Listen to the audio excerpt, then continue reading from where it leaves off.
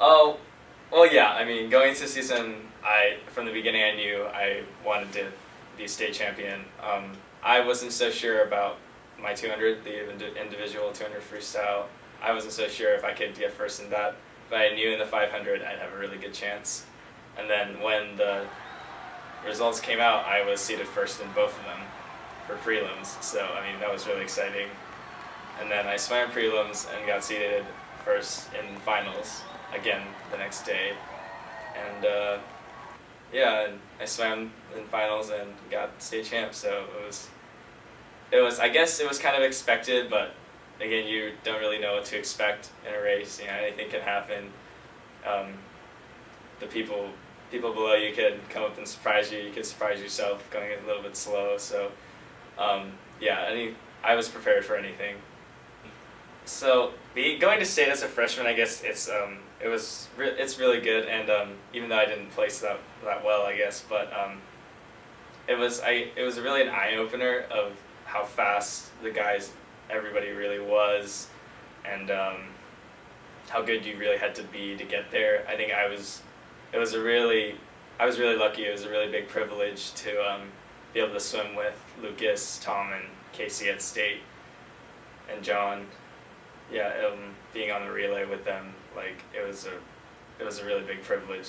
I got to see how fast they swam and how high of a level they were at versus of how I was as a freshman. So I guess it did prepare me for. So I knew what to expect this year, like the crowd and the swimmers, and yeah, so it did help me get ready.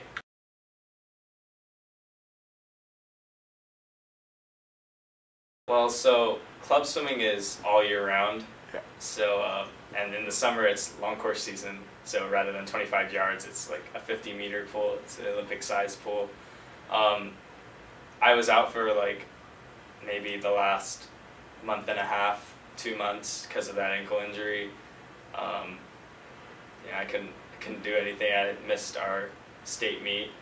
So I guess it was a really big bummer, and really that's a really big gap in your training, especially since, you know, like in swimming, like missing a day or two, that's a little bit rough. Missing a week is pretty rough, so missing a month or two is it'd really take a toll. But yeah, but the next season I got back in the water saying I want to catch up, you know, and yeah, I drove myself to get faster. And I have there are a lot of friends that I have on other teams that I compete with in club swimming, and they were getting a lot faster while I was just sitting at home doing nothing, and it was kind of frustrating to know that people were training, getting better every day, and I couldn't do anything.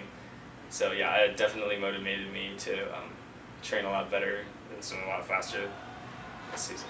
Yeah, it's really nerve-wracking. I mean, being seated as first, I guess you have a lot of expectation, you know, and all the Camas parents were there. My family came that day to see me, and you know, my teammates they had expectations. The coach had expectations, and yeah, so I guess it was really nerve-wracking going up on the blocks with that music playing. It was my heart was beating so fast, like out of my chest. It's like a feeling you can never get until you get there. I was more than happy. The parents, you know, were yelling at me, and I got out of the water. The coach was happy. You know, all my friends even from other teams, you know, hug, a pat on the back, and yeah, it's a really big relief, and it gets you really happy to know that all your training, hard work, getting up at 5 o'clock in the morning in a freezing cold pool, 5:30 every day,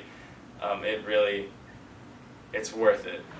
And the 2016 WIAA Dairy Farmers of Washington Restaurant Tires Tory champion in the 500-yard freestyle, Mark Kim, a sophomore from Camas with a winning time of 4:48.54, receiving his award from